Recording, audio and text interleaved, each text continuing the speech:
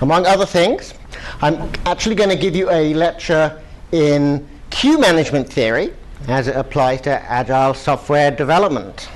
I am going to tell you three things. I'm going to tell you why queues are bad. I'm going to tell you how queues are formed. And I'm going to tell you how you can use governance, so this is project management approval governance, to control those queues. Altogether, this will make your software development more efficient, and it will enable you to get the most out of agile.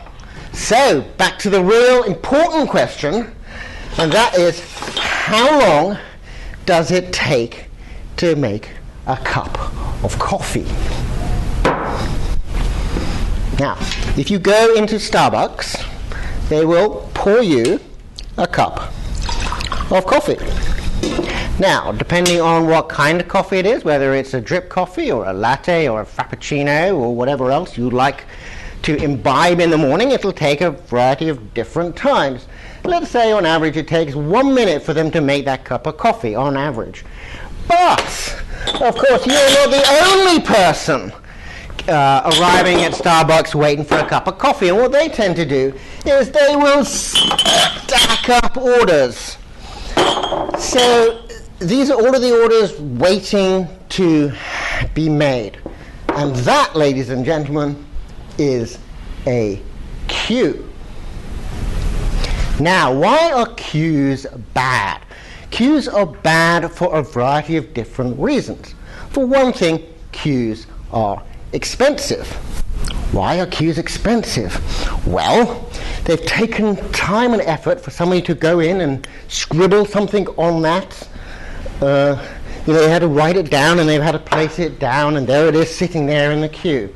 Queues are also problematic because 1 minute to get a cup of coffee, but now 1, 2, 3, 4, 5, 6, 7, 8, 9, 10 cups of coffee ahead of me. Now it's going to take me 11 minutes to get my cup of coffee. That, ladies and gentlemen, is a lead time. So although the cycle time to make the cup of coffee is still only 1 minute, I now have a lead time of 10 minutes before I can get my cup of coffee, and that's because of the queue. So, another reason why queues are bad. The queue is hiding information. The queue is a buffer. Up front, the cashier is taking people's money, and they are taking money as fast as they possibly can. They've got no idea that a queue is stacking up, and they will continue to take money and stack up that queue, because the queue is isolating the information flow from the person making the coffee up to the person taking the money. So that's a problem. Okay.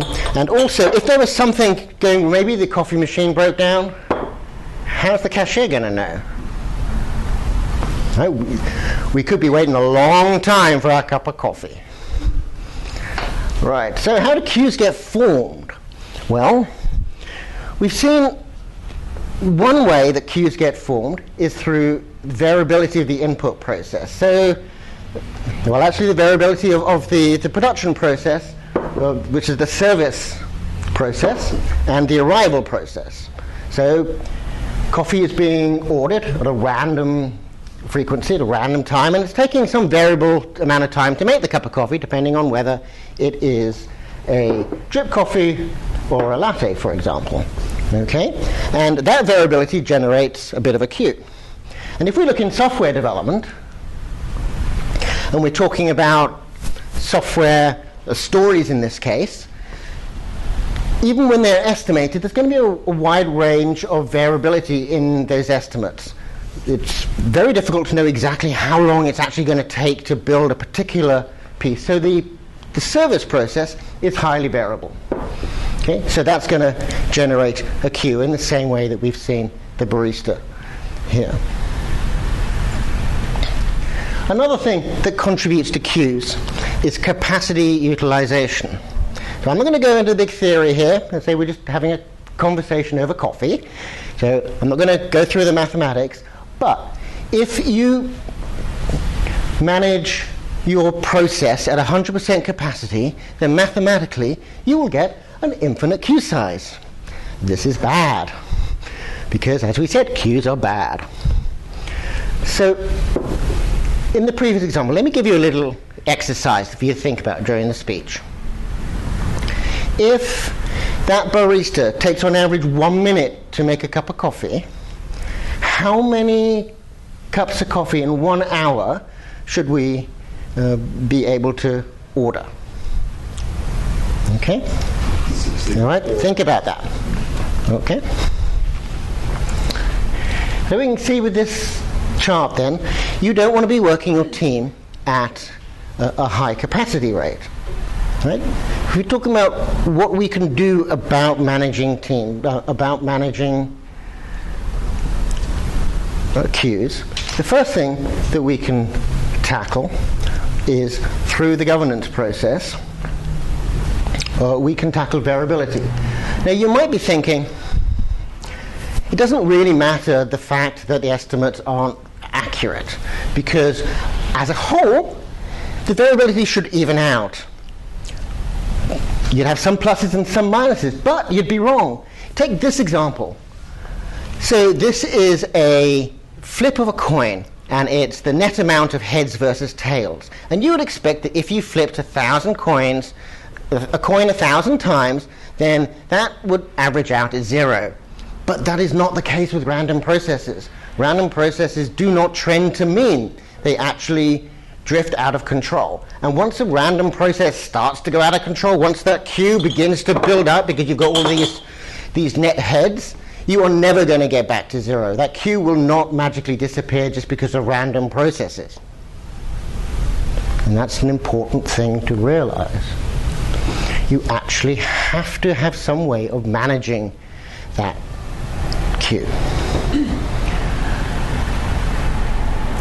So we discussed that capacity utilization was a big driver of queue size. So from a governance perspective, this actually means this 80%, and it's really, really tough for any software manager to get their head around this. What this means is that you want to have your team idle for 20% of the time. 20% of the time your team is not doing anything. And only that way will you be able to manage the queues. And the reason why this is worth it is because queues are expensive. Okay? There's one thing that I didn't mention about the expensive queues.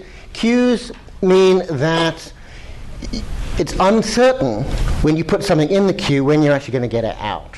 And that uncertainty actually is a huge problem within being able to plan software, and it's especially a huge governance problem. Now the good news is that these things can be controlled with good governance. They can be controlled by watching the queues, and when the queues start to build up, controlling what you put into the queues and what you don't. And with that, how many people think that the barista should be making 60 cups of coffee in the hour? And how many people think 48 is the right answer? Great, you all pass. Thank you.